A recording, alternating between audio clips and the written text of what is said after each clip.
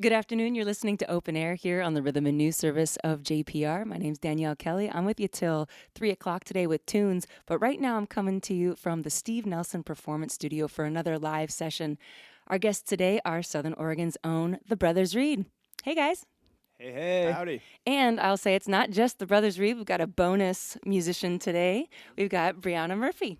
We're really lucky to have these folks in studio because they are super touring musicians. They are super busy, hardworking, and so we are really lucky to snag them in the middle of the tour. They are touring in support of their 5th studio album, The Wheres and the Whatnots. It's a beautiful album, bittersweet, love songs. There's some rockin' tunes in there as well. There's some dreamy tunes. Really beautiful job, guys.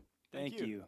Yeah, for those of you who aren't familiar, the description that I'm most fascinated by when I see it out there and gives me a little giggle is that you are familial folk. That's the genre description. And I'd love for you to just explain to our listeners what familial folk is. Aaron came up with that, so you go for it, dude. Well, me and Phil are from the same mom and dad, so that makes us family. So, familial. I'm pretty sure that's it. It's a nice word. I Yeah. did look it up. I think it's a real word. Is it a word? Yeah. Okay, cool. It's like familiar, too. Familial folk. And for people who have been able to come to your shows, your audience really gets a dose of some spicy familial banter as well. Yes. That's really cool. And I'm wondering, growing up together, was it always sort of spicy between you two? Have you guys always been buds? Yeah, we're kind of far enough apart in age that we didn't have the spice so much. We have another brother that's between the two of us. So Phil was always like the cool baby brother that we didn't give too much crap to. I got picked on plenty. But it wasn't like we weren't like overly mean. We didn't Not a fight. lot of verbal stuff, Yeah. just mostly physical. Yeah, just picking on, not like me and my other brother have actually been angry at each other before when we were younger a lot, so different. Well, you guys call Southern Oregon home, but I know that you guys are transplants. Where are you guys from originally? From Missouri. St. Louis area. So it's Missouri, not Missouri. Missouri? From St. Louis, yeah. If you branch out to the more rural areas, it's Missouri. So. And I happen to know you guys are big fans of running trails and green trees and craft beer. And so So we hit the jackpot here in Oregon. so you did. And I'm wondering why, too, Southern Oregon's such a cozy spot. Why Southern Oregon versus PDX or somewhere further north? Kind of by accident, actually. I was living in Los Angeles, and I met a girl in Los Angeles that was from here. And I was already going to come up and visit. I had met her vicariously through another person who lived up here. And then I came up and visited. We fell in love, and like maybe a year and a half later, I moved up here from L.A. Yep. Well, Brianna Murphy, Aaron Reed, Phil Reed, we would love to hear you play us a song. What would you like to play for us? We're going to play this tune called I Won't Take It to Heart. The story behind this one is that I was getting really writer's blocky, or not even writer's block, just no inspiration in the pandemic. Yeah, I was like, I don't have anything. I just like wasn't writing anything. So I was like, I better write something or I'm going to lose it. So I just wrote a bunch of lines down that I thought sounded cool. And I had no idea what the song was about. And then like literally 2 weeks later, I was like, oh, this is a love song. So really, it's about like a woman that loves a man like 30% less than he loves her. Catch up on that one. So it's the guy not taking it to heart here. Don't take it to heart. Here we go. 1, 2, 3, 1, 2.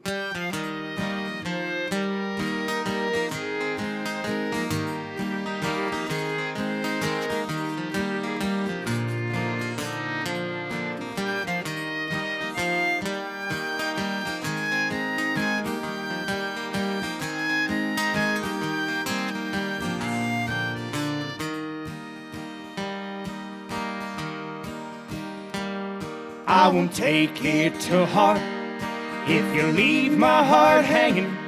There's a bag of cocaine on my dresser.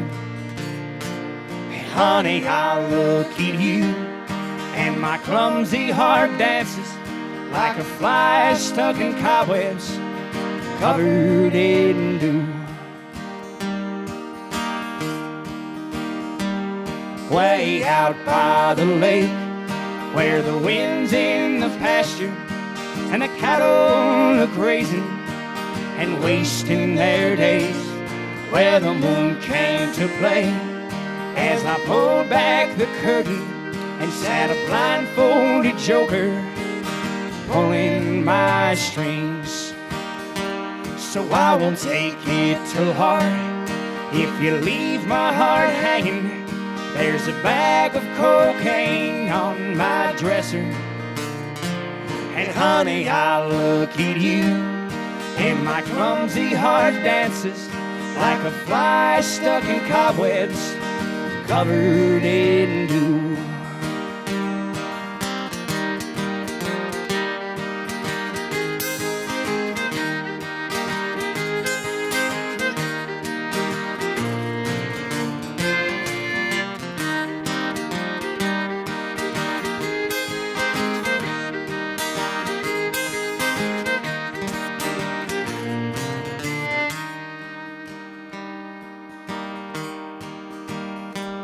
Well, along came the morning, and where was I going, and what was it saying?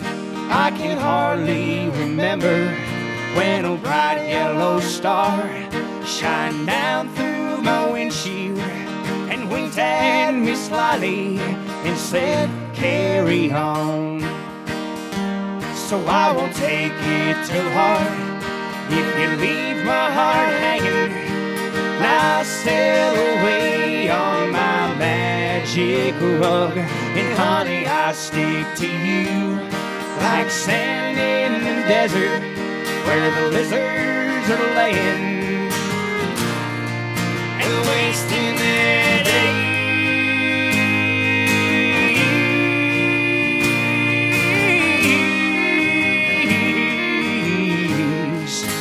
Wasting their days.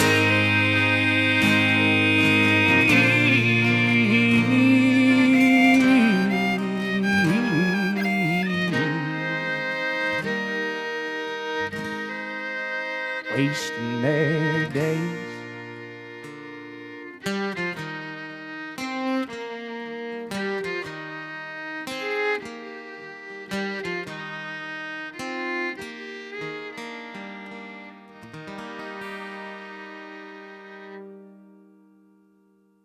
Beautiful. That was Won't Take It to Heart by the Brothers Reed here at Jefferson Public Radio. Congratulations, you guys. I just want to say it's been so fun to watch the evolution of your 5 albums, the maturity and the excellence of the songwriting and the playing just getting so good. And I knew you, Aaron, when you were in a couple other bands, you've played a couple different genres. Many. Let's see, reggae, punk, yeah. metal, to name a few. One of the bands I'm remembering from Southern Oregon from the bar scene was Buckle Rash. Oh, yeah. Phil, were you involved in Buckle Rash at all? I was for the most part, not in the very beginning, but for the rest of it. Phil was the hype man and backups and all the percussion, but he was the most memorable part of Buckle Rash for sure. Yeah, quite an evolution. How did you get from punk rock to familial folk? I think it's kind of a natural progression that people that listen to heavier music when they're younger, because a lot of this, I feel like in the lyrics and in some of the darkness of the stuff we write, you can kind of pick up on the elements of that. So I think more it was just like chilling out, settling down a little bit, and then but still like, retaining some of that edge but starting to play acoustic guitar more. It's more just like a mellow thing. Buckle Rash, if we played 250 Buckle Rash shows a year, I'd be a completely broken person. So we can do like 2 a year. That's what I'm good for.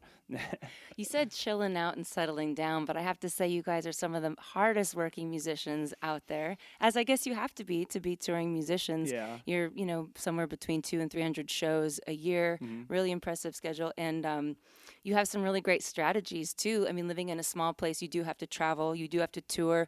I notice when you're home, you have a divide and conquer strategy. Sometimes Aaron's at Jefferson Spirits and Phil's at Roxanne, and then later on tonight, you guys are like 5 places in one night. Yeah. As independent artists, as some, living in a relatively small town, what do you think some of the key ingredients are to be, full-time independent musicians? What makes that work for you guys? I think we're pretty lucky because we have our jobs. Like I have my job, Aaron has his job, and as like In the band, not outside the right, band. Yeah. So as like the duo, as the partnership, we just know what we have to do, and that we can completely rely on each other to do that. So it definitely helps to have that element of it, and we're both extremely hard workers. So it's just honestly, it's been kind of easy, I think, compared to like what other bands kind of have to go through, being in like the friend zone, and then you have to be in like the business zone together, and then the relationships kind of evolve into something a little bit more intense. It helps that we're siblings and we can push through it when we have to. It's not that it's easy. I just think we're so adept and like kind of like thrive off of. I mean, you can see by the running stuff. Like we like to exert and like push and go, and I don't think everybody likes to do that necessarily. I think artists too sometimes can struggle with that because if you use your energy in other places, it's hard to have the artistic energy. But for some reason, we find a way to do it. So yeah, pretty much just work your butt off as hard as you can. Just go, and then hopefully, if you're doing it right, you'll see results, and then it'll make you push even harder. And speaking of go, what is the footprint now that you guys are reaching? You guys are up and down the entire West Coast? Yeah, we're up and down the West Coast into Arizona. We have like a really good fan base we've built in Arizona, so we prioritize there a lot.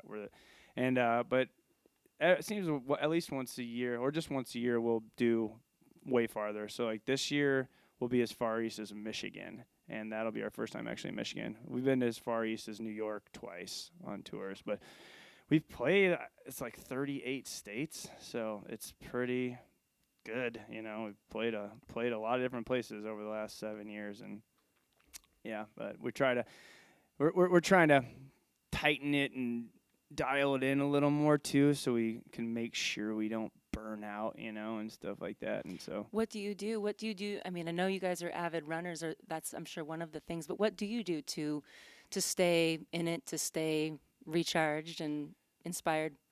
Starting to say no more. that helps. I have a real problem saying no, but it's now it's just getting that's helping a lot, and then finding things we definitely want to do and prioritizing them and being like, okay, no matter what happens. In 2020, we were actually supposed to take off the first 6 weeks of summer. We weren't going to play like through July, and we were going to do this thing.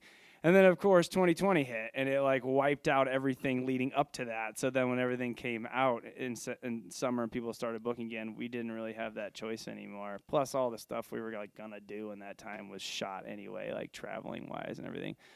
So I think the plan is to actually next summer, we're wanting to go to Europe for a couple months and maybe play a little bit, but more just like take a hiatus, yeah.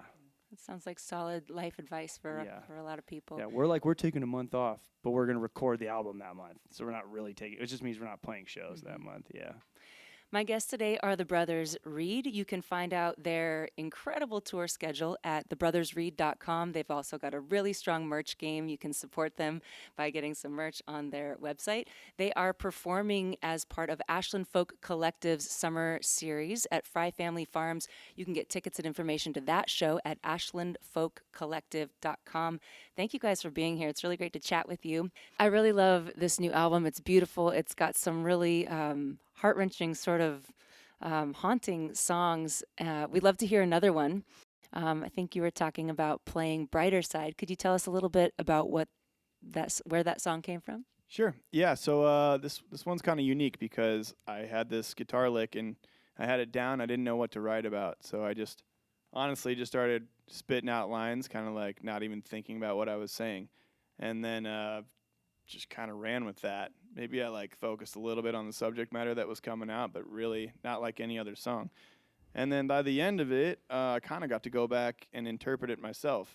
And what I came out with is this is a song about someone losing a loved one and being really angry at a higher power for it.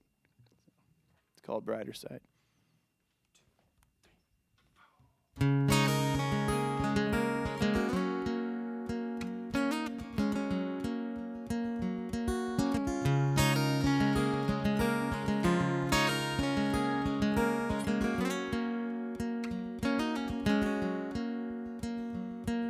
Sunday came and went, so did you.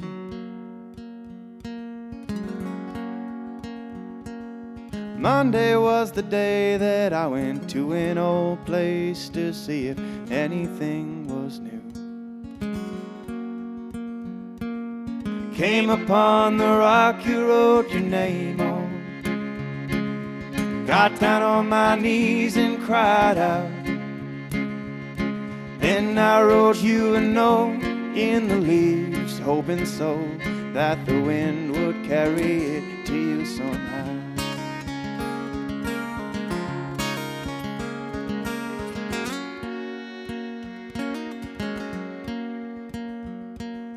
Morning bird sings, what does it mean?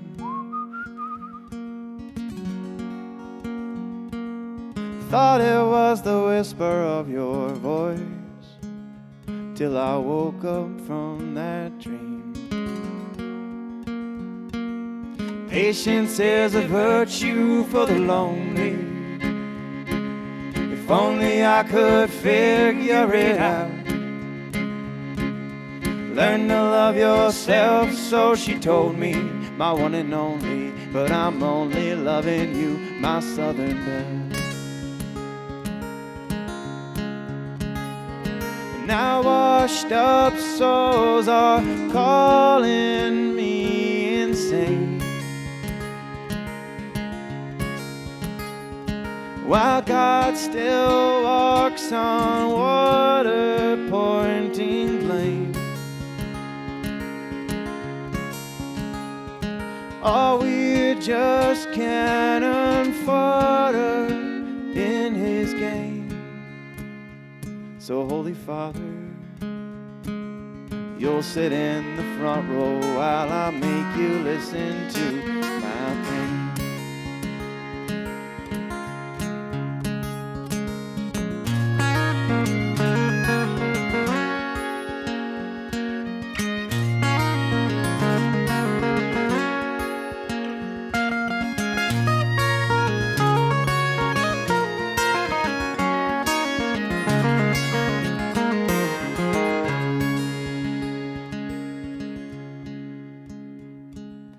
Ancient is the way that we sing,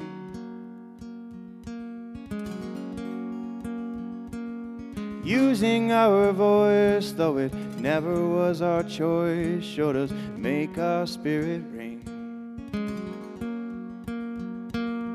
Moses didn't know that he was tone deaf, screaming at the sky in different keys. But he had a burning bush. Where's my guided bush? Help me see the brighter side of things. Yeah, he had a burning bush. Where's my guided bush?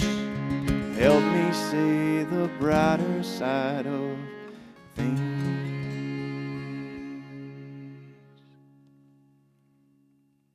Wow, just beautiful, you guys. I know I keep saying that, but it's true. That was Brighter Side, the lead-off track of the Brothers Reed new 5th studio album, The Wares and the Whatnots. You can catch them in concert on July 15th at Fry Family Farm as part of the 2022 season of Ashland Folk Collectives series. You guys, what can they expect at a Brothers Reed concert? I know, like we covered a little bit earlier, sometimes you are hitting the town solo. Sometimes you guys are cruising in the van up and down the coast, the two of you. I know TJ on bass is with you sometimes. You've got the lovely Brianna here on the fiddle. What's in store for the 15th?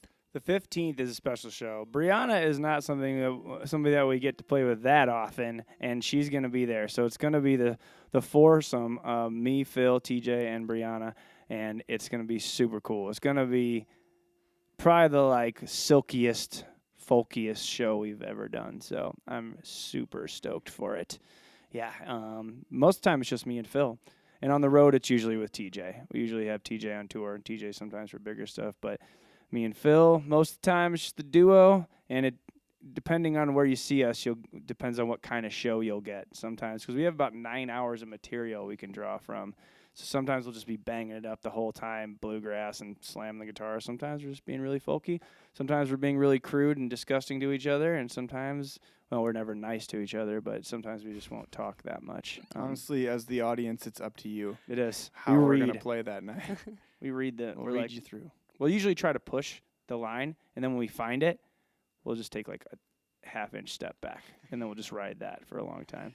So Fry Family Farms is a really special venue here in Southern Oregon. If you're not familiar, they've got a gorgeous grassy lawn, twinkly lights. They're going to set you all up on a flatbed trailer. Sounds like you've got a great van configuration for that night. Mm-hmm. And I know that they pride themselves on some really delicious handmade pizzas and salads. They do beer and wine, ciders, I believe. Now, I'm curious, you guys had a pretty exciting endorsement this year.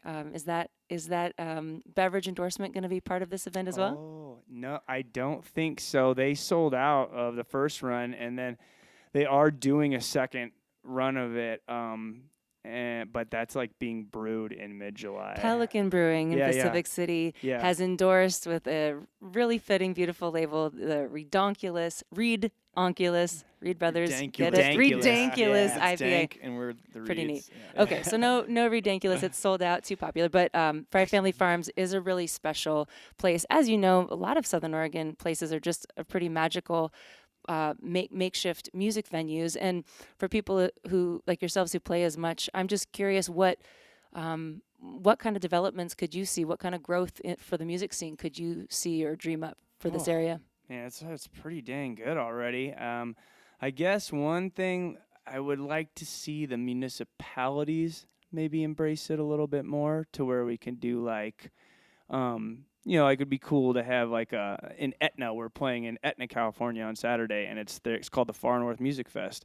But they like shut down the town, and there's stages like downtown on the street essentially, which I would really like to see something like that in Medford. It'd be cool if maybe someday the Ashland we could do a more variety of shows in the band shell. That would be a really cool kind of thing. But I mean, for the most part, it's like, for the size of the area we live in, it just really doesn't get much better. So it would just be like, what kind of little things could we do to improve, But it's pretty dang good already, so. Pretty special. Yeah. Our guests today are the Brothers Reed, Southern Oregon's own. Switching subjects here to the lyric content of your new album, there was a really beautiful and bittersweet song that got my attention that really seems to celebrate diversity and identity, positivity. The Ballad of Will and Sally. I just thought that was so gorgeous. Coming off of Pride Month, that might be a beautiful theme song to sing. Would you mind playing that one for us? Yeah, absolutely. This one here is it's the story of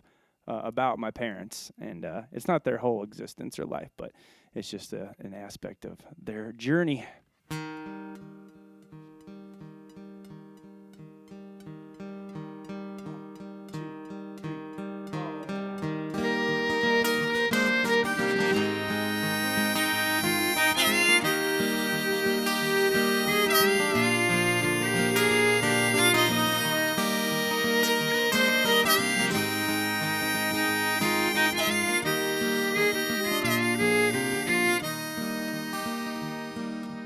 Willie knew that he liked boys, Barbie dolls, and girly toys, back when stuff like that just didn't fly. Sally never had no man treat her how she should have been. It's probably why she married a gay guy. Where they packed their bags and headed east, tried their best to say the least, to run away from those who knew their pain. Willie knew he could not change, he could not pray that gay away, and it turns out Sally knew the whole time. Said, what's that supposed to mean? It means that some things are not always as they seem. And what are you trying to say? I'm saying I'm not supposed to be here anyway.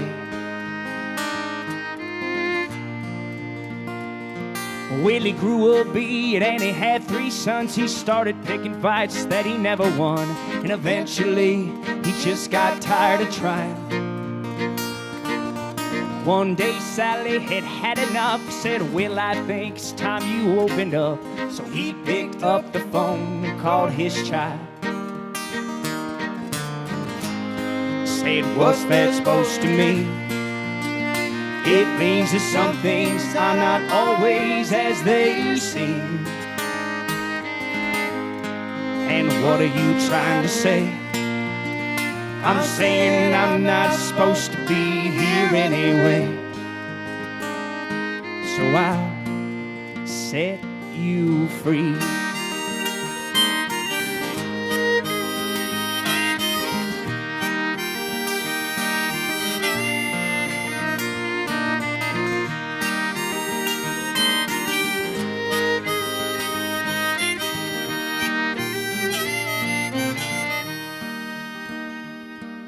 Now if times had changed when Will was young, wouldn't I be my mother's son? I'd probably just be floating out in space. Now I'm free to do as I please. Oh, this must all be make-believe, 'cause I'm not supposed to be here anyway. Now Will and Sally, they're both doing fine, just chasing love and living life and basking in the glow of God's green earth. Now think that I might have a son and love him no matter who he loves, 'cause I'm not supposed to be here anyway. Yeah, I'm not supposed to be here anyway. Yeah, I'm not supposed to be here anyway.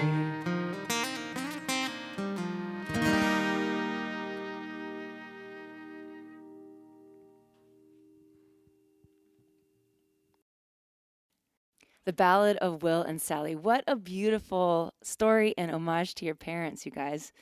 The brothers Reed live in studio here at Jefferson Public Radio, along with the lovely Brianna Murphy, who is a member of the Windfields, an Americana rock and roll band. You can check them out on, is it Instagram? Windfields, beautiful playing there. As I said, July 15th, next Friday, at the Fry Family Farm Ashland Folk Collective. You can also check out their incredible tour schedule, thebrothersreed.com. They just can't stop, won't stop, and they've got some great merch there to support them there. Thebrothersreed.com, that's 2 E's. Thanks again for coming in, you guys. I hope you have a great show, and thanks for being here. And unfortunately, you were just so polite to each other the whole time, but maybe when I see you in concert, we'll hear some good digs. Yeah. So thanks again. Hope to see you guys soon. See you soon, Danny.